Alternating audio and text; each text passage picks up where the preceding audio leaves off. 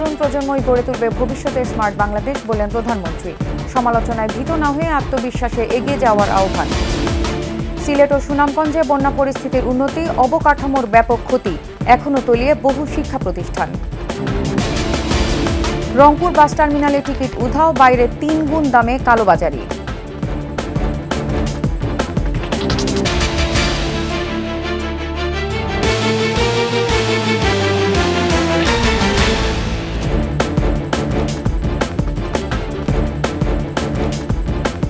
শুনছিলেন first security Islamic bank PLC সংবাদ শিরোনাম। আমন্ত্রণ জানাচ্ছি 21 দেশের সংবাদের সাথে আছি আমি নার্গিস মজিদ-রিমা।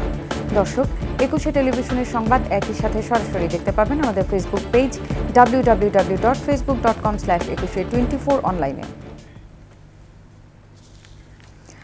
সমালোচনায় ভীত না হয়ে আত্মমর্যাদা ও আত্মবিশ্বাস নিয়ে দেশের কল্যাণে কাজ করার আহ্বান জানিয়েছেন প্রধানমন্ত্রী শেখ হাসিনা। মেধাবী তরুণ প্রজন্মই গড়ে তুলবে ভবিষ্যতের স্মার্ট বাংলাদেশ। আগামীর বাংলাদেশ নিয়ে এমন ভাবনাও প্রকাশ করলেন প্রধানমন্ত্রী। বিস্তারিত জানাচ্ছেন আকবর হোসেন সুমন।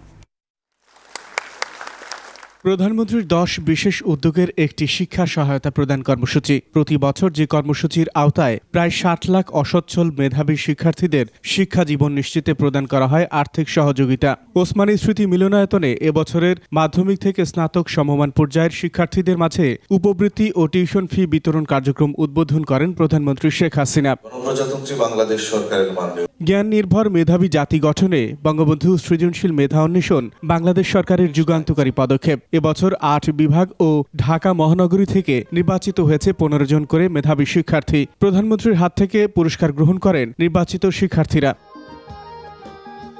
উদ্ভাবনী ধারণার আর এক প্রতিযোগিতামূলক আয়োজন বঙ্গবন্ধু শেখ মুজিব স্কলার অ্যাওয়ার্ড। এবছর এই পুরস্কার দেওয়া হয়েছে দেশের 15 মেধাবী শিক্ষার্থীকে। খুলনা জেলা স্কুল খুলনা।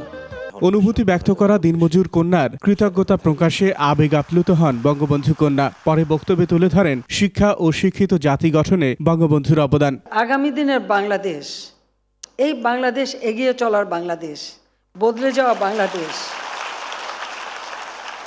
এই বাংলাদেশ নিয়ে আর দুশ্চিন্তার আমার কিছু নেই। কারণ এখন আমাদের এই ছোট্ট সোনামণিরাই নিয়ে যাবে এই বাংলাদেশকে স্মার্ট বাংলাদেশ গড়ে ভবিষ্যতে পরিচালনাও তারা করবে।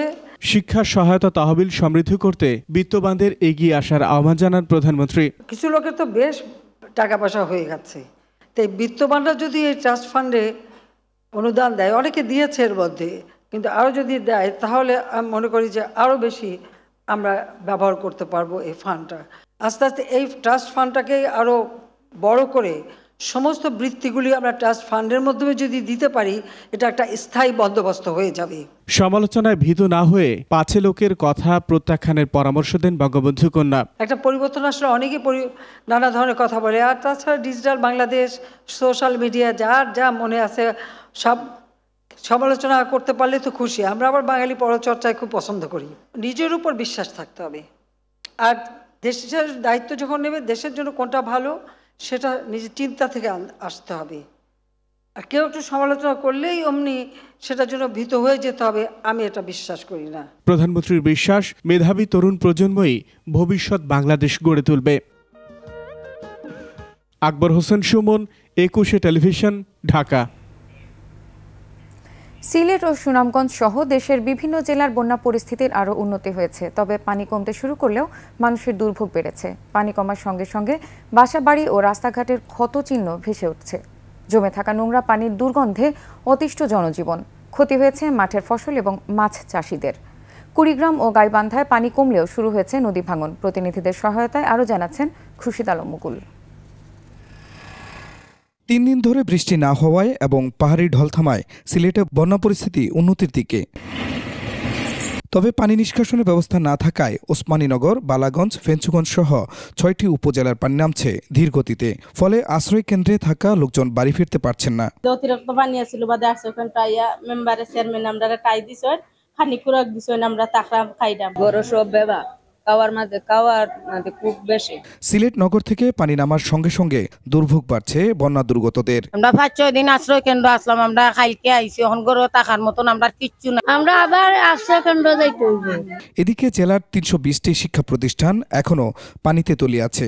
ফলে সময় মতো পাঠ কার্যক্রম শুরু করা নিয়েও রয়েছে শঙ্কা। 226টা হচ্ছে আশ্রয় কেন্দ্র। আজকের রিপোর্টে আমাদের কমছে 304টায় বন্যা কবলিত আর 199টা আশ্রয়। সুনামগঞ্জে ফসল ও মৎস্য চাষীদের ব্যাপক ক্ষয়ক্ষতি হয়েছে।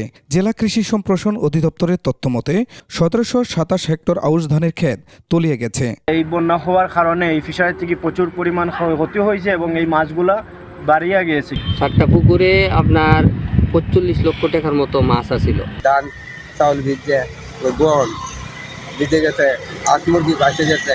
জেলা মৎস্য অধিদপ্তর বলছে 12 উপজেলায় 8021টি পুকুরের ছোট বড় মাছ বানের পানিতে ভেসে গিয়েছে।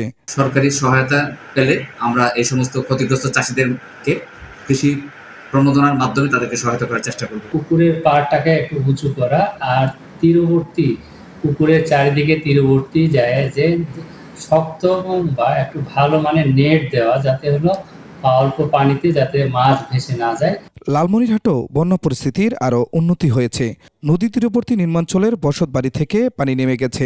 রাস্তাঘাট জেগে ওঠায় স্বাভাবিক হয়েছে যোগাযোগ ব্যবস্থা। তবে কাঁচা সড়কে কাদামাটি থাকায় রয়ে গেছে দুর্ভোগ। কুড়িগ্রামে ব্রহ্মপুত্র, ধরলা, তিস্তা ও দুধকুমার নদীর পানি কমে বন্যা পরিস্থিতির উন্নতি হয়েছে। তবে জেলার উলিপুর, রাজারহাট ও সদর উপজেলার ব্রহ্মপুত্র, তিস্তা ও ধরলা নদীর 15টি পয়েন্টে ভাঙন দেখা দিয়েছে। জায়গা জমি নাই, এখন কোথায় নিয়ে যাব, কি করব? গাইবান্ধায় তিস্তা, যমুনা, ব্রহ্মপুত্র, ঘাঘট ও করতোয়া নদীর পানি কমতে শুরু করেছে। তবে নদী ভাঙন দেখা দিয়েছে জেলার কচিমবাজার, কামারচানি, মোল্লারচরের সিদাই, শাহঘাটার হাট, ভরতখালী এলাকায়। 80-90টা ঘর চলে গেছি, তার কোথায় আশ্রয় আছে এখন আশ্রয় পাই নাই। আজকে 2টা বস্তা ফেলান, কাইলে ফিন নাই, কাইলে 2টা বস্তা ফেলান, ওদিনকে ফিন নাই, তো ওজন করতে করতে তো ভাঙায় শেষ করবেন না। এদিকে রংপুরের কাউনিয়া পয়েন্টে তিস্তা নদীর পানি বিপদসীমার উপর দিয়ে প্রবাহিত হচ্ছে। পানিতে প্লাবিত হয়েছে নদী তীরবর্তী ও চরাঞ্চলের 10 গ্রাম। খুরশিদ আলম মুকুল, 21 টেলিভিশন। এদিকে বন্যা কবলিত সিলেট সুনামগঞ্জে ত্রাণ কার্যক্রম জোরদার করেছে আওয়ামী লীগ। প্রধানমন্ত্রীর নির্দেশে মন্ত্রী প্রতিমন্ত্রীদের পর এসেছেন দলটির কেন্দ্রীয় নেতারা। ত্রাণ বিতরণ করে তারা জানিয়েছেন, বানভাসীদের পাশে রয়েছে সরকার ও আওয়ামী লীগ। কাউকে না খেয়ে মারা যেতে দেওয়া হবে না। সিলেট বিভাগীয় প্রতিনিধি ওএস খুসরুর রিপোর্ট, জানাচ্ছেন মাসুম আলিসা। উজানের ঢল ও টানা বৃষ্টিতে 17 জুন থেকে দ্বিতীয় দফায় বন্যা কবলিত সিলেট অঞ্চল। জেলার 13টি ইউনিয়নের প্রায় 8 লাখ মানুষ এখনও পানিবন্দী। 279টি আশ্রয় কেন্দ্রে বাস করছেন 13,000-এর বেশি বানভাসী মানুষ। আওয়ামী লীগের ত্রাণ ও সমাজ কল্যাণ উপকমিটির ব্যবস্থাপনায় সিলেট ও সুনামগঞ্জে ত্রাণ বিতরণ করে চলেছেন প্রেসিডিয়াম সদস্য ও পাটমন্ত্রী জাহাঙ্গীর কবির নানকের নেতৃত্বে কেন্দ্রীয় ও স্থানীয় নেতাসহ জনপ্রতিনিধিরা। বন্যা থেকে সিলেটকে স্থায়ীভাবে রক্ষার উদ্যোগের কথা জানান তারা। স্থানীয় নেতারা প্রথম থেকে কাজ করছেন, সংসদ সদস্যরা কাজ করছেন, নির্বাচিত কাউন্সিলররা কাজ করছেন, নির্বাচিত চেয়ারম্যানরা কাজ করছেন এবং এই সিটি কর্পোরেশনের নির্বাচিত মেয়র কাজ করছেন। কাজেই আওয়ামী লীগ সবসময় মানুষের দুস্থ মানুষের পাশে থাকে, ছিল, আছে এবং থাকবে। আমাদের সংসদ সদস্যরা সবসময় আপনাদের পাশে আছেন। এখন আবার নেত্রী নির্দেশ দিয়েছেন আমাদের প্রধানমন্ত্রী শেখ হাসিনা দলকে যে দলীয়ভাবে সকলকে সহায়তা করতে। আমরা কিন্তু এখানে এসেছি আমাদের প্রধানমন্ত্রী শেখ হাসিনার নির্দেশে। প্রধানমন্ত্রীর নির্দেশে জনগণের পাশে থেকে প্রথম দিন থেকেই বন্যা মোকাবেলা করে যাচ্ছেন বলেও জানান নেতারা। আমাদের প্রত্যেক 56 জন কাউন্সিলর আমরা সচেষ্ট জননেত্রী শেখ হাসিনার যে নির্দেশ, এই নির্দেশ পালনের জন্য যে কোনো পরিস্থিতি মোকাবেলার জন্য আমরা প্রস্তুত। বিভেদ ভুলে ও ঐক্যবদ্ধ হয়ে মানুষের পাশে থাকতে তৃণমূলকেও নির্দেশনা দিচ্ছেন আওয়ামী লীগ নেতারা। মাসুম আলিসা, 21 টেলিভিশন। বিভাগীয় নগরী রংপুরের ঢাকা বাস টার্মিনালে 25 জুন পর্যন্ত টিকিট উধাও। হাজার হাজার যাত্রীর চরম দুর্ভোগ। কাউন্টারের বাইরে 3 গুণ দামে টিকিট কালোবাজারে বিক্রয় হচ্ছে। প্রশাসনের নজরদারি নেই বলছেন সাধারণ মানুষ। আলী হায়দার রনির ক্যামেরায় রংপুর বিভাগীয় প্রতিনিধি লিয়াকত আলী বাদলের রিপোর্ট, জানাচ্ছেন রত্না জামান। রংপুরের কামারপাড়া বাস স্ট্যান্ড থেকে ঢাকা ও চট্টগ্রামে যাতায়াত করে বিভিন্ন কোম্পানির 2 শতাধিক বাস। নিজ নিজ কর্মস্থল ঢাকা চট্টগ্রামে ফিরতে বাস স্ট্যান্ডে এসে বাসের টিকিট পাচ্ছেন না ঈদে আসা হাজারো মানুষ। 25 জুন পর্যন্ত সব টিকিট বিক্রির দাবি নামি দামি কোম্পানির কাউন্টারগুলোর। তবে এ বিষয়ে নোটিশও দেয়নি তারা। ঢাকার টিকিটও পাচ্ছি না, চট্টগ্রামের টিকিটও পাচ্ছি না, ছুটিও তো শেষ। এগুলো লোকাল গাড়ি যাইব চান্দরা, এগুলোর টিকিট নেই। যাত্রীদের অভিযোগ, সিন্ডিকেটের মাধ্যমে কালোবাজারি চক্রের কাছে বেশি দামে আগাম টিকিট বিক্রি করে দিয়েছে তারা। অথচ বাস স্ট্যান্ডে 500 টাকার টিকিট 1,500 থেকে 2,000 টাকায় বিক্রি হচ্ছে প্রকাশ্যেই। গাড়ি তেমন একটা ভালো না, লোকাল গাড়ি 1500 টাকা ভাড়া বেশি হচ্ছে। আমাদের কি ঢাকা যাওয়া কি সম্ভব হচ্ছে না এই অনুযায়ী। ক্যামেরা দেখে সটকে পড়েন কাউন্টার কর্মকর্তারা। একজন ম্যানেজার জানান, বাস বিকল থাকায় যানবাহন সংকট। গাড়ি পর্যাপ্ত আছে, রাস্তায় আছে, টিকিট নাই। মানে কাউন্টারে আসলেই তো মানে আবার টিকিট দিয়ে পাঠানো হবে, কিন্তু কাউন্টারে আসতে পারতেছে না। বাস কাউন্টারগুলোর সিন্ডিকেট চক্রের বিরুদ্ধে প্রশাসনের কঠোর হস্তক্ষেপ চান যাত্রীরা। রত্না জামান, 21 টেলিভিশন। নিচ্ছি সংবাদ বিরতি। যখন ফিরছি তখন অন্যান্য খবরের সঙ্গে আরও যা থাকবে। সড়ক ও রেল দুর্ঘটনায় পিরোজপুর ও গাজীপুরে নিহত 2, আহত 4 জন।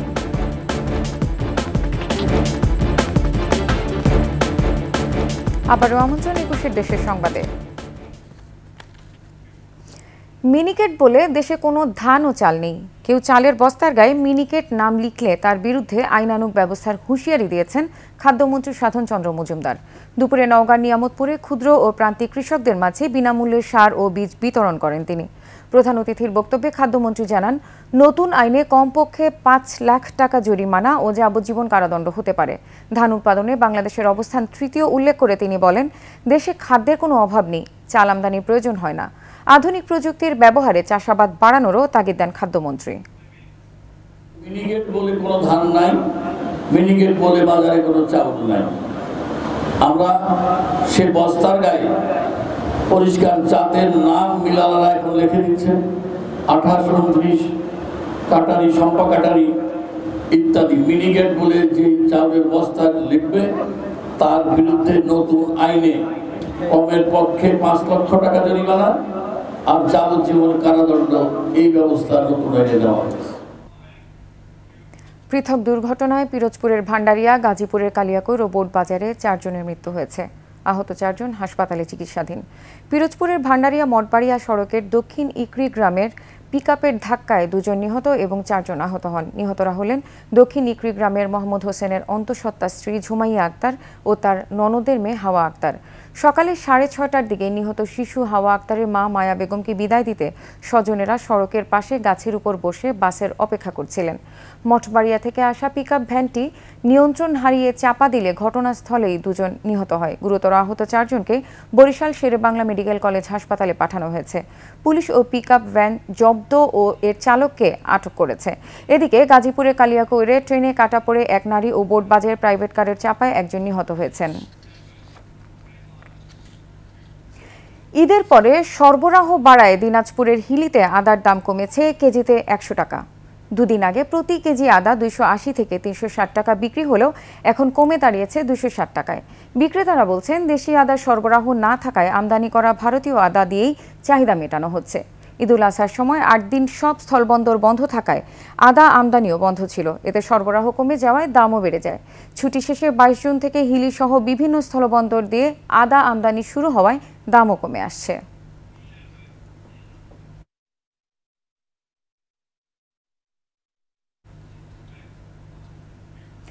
মুক্তিযুদ্ধে বিশেষ অবদান রাখায় পটুয়াখালীতে 5 বীরাঙ্গনা মুক্তিযোদ্ধাকে সংবর্ধনা ও সম্মাননা দিয়েছে বেসরকারি উন্নয়ন সংস্থা চেষ্টা। সকালে পটুয়াখালী এলজিইডি মিলনায়তনে চেষ্টার প্রেসিডেন্ট লায়লা নাজনীন হারুনের সভাপতিত্বে অনুষ্ঠানে ছিলেন এলজিইডি নির্বাহী প্রকৌশলী মোহাম্মদ লতিফ হোসেন, মুক্তিযোদ্ধা কমান্ডার বাদল ব্যানার্জি। অনুষ্ঠানে বীর মুক্তিযোদ্ধা আলিয়া বেগম, জামিলা বেগম, রিজিয়া বেগম, হাজেরা বেগম এবং সৈতুন বেগমকে উত্তরীয় পরিয়ে সংবর্ধনা এবং শাড়ি ও গাভী উপহার দেওয়া হয়। 1 যুগ ধরে নারী মুক্তিযোদ্ধাদের সংবর্ধনা সহ তাদের জীবনমানের উন্নয়নে সেলাই মেশিন, গাভী ও বাড়ি নির্মাণ করে দিচ্ছে সংস্থাটি।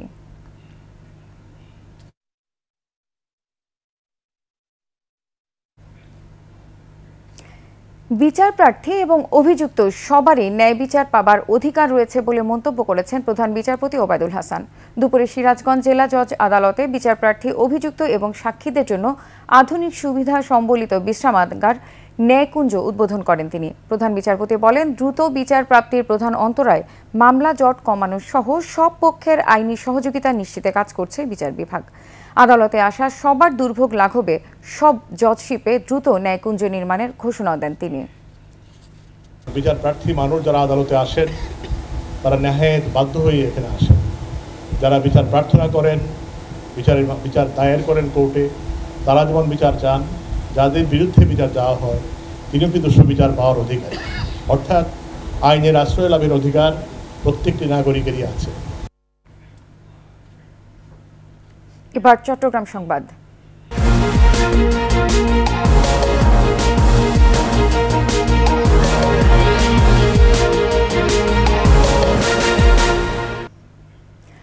চট্টগ্রাম কক্সবাজার রুটের স্পেশাল ট্রেনটি আরও 1 মাস চালাবে রেলওয়ে। যাত্রী চাহিদা বিবেচনায় 24 জুলাই পর্যন্ত চলবে ট্রেনটি।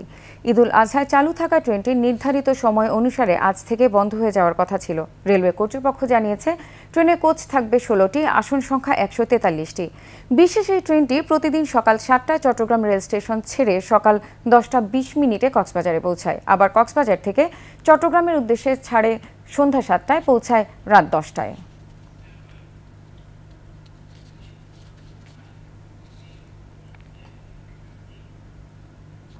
বাংলাদেশকে ব্যর্থ রাষ্ট্রে পরিণত করতে চেয়েছিল বিএনপি জামায়াত। আওয়ামী লীগের নেতৃত্বে জনগণ সেই ষড়যন্ত্র ব্যর্থ এবং দেশকে বিশ্বে উন্নয়নের রোল মডেলে পরিণত করেছে বলে মন্তব্য করেছেন চট্টগ্রাম 4 আসনের সংসদ সদস্য SM আল মামুন। 75তম প্রতিষ্ঠা বার্ষিকীতে সীতাকুণ্ড উপজেলা আওয়ামী লীগের বর্ণাঢ্য র্যালি এবং সমাবেশে প্রধান অতিথি ছিলেন তিনি। পরে কেক কেটে হীরক জয়ন্তী উদযাপন করেন নেতারা। সমাবেশে তারা বলেন, আওয়ামী লীগের 75 বছরের পথ চলা সংগ্রাম, অহংকার এবং গৌরবের। জাতির জনক বঙ্গবন্ধুর নেতৃত্বে স্বাধীন সার্বভৌম রাষ্ট্রের মর্যাদা অর্জন করে বাংলাদেশ, আর দেশকে উন্নয়ন সমৃদ্ধির দিকে এগিয়ে নিয়ে যাচ্ছেন প্রধানমন্ত্রী শেখ হাসিনা।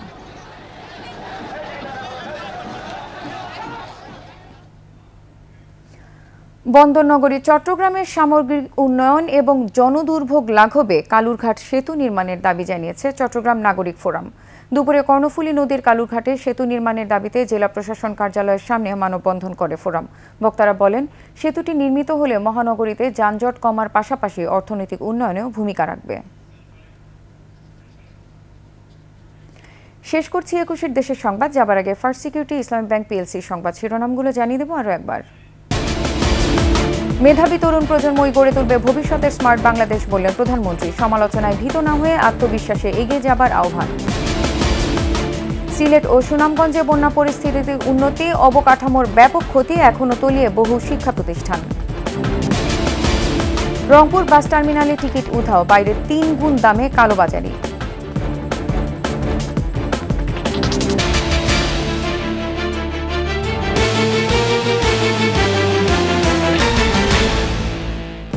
সর্বশেষ খবর জানতে ডায়াল করুন 2021 নম্বরে আর ভিজিট করুন 21tv.com ওয়েবসাইটে। এছাড়া ফেসবুকে ভিজিট করতে পারেন www.facebook.com/2124 অনলাইনে। এতক্ষণ সঙ্গে থাকার জন্য ধন্যবাদ। পরবর্তী সংবাদ সন্ধ্যা 7টায় দেখার আমন্ত্রণ রইল। 21-এর সাথেই থাকুন।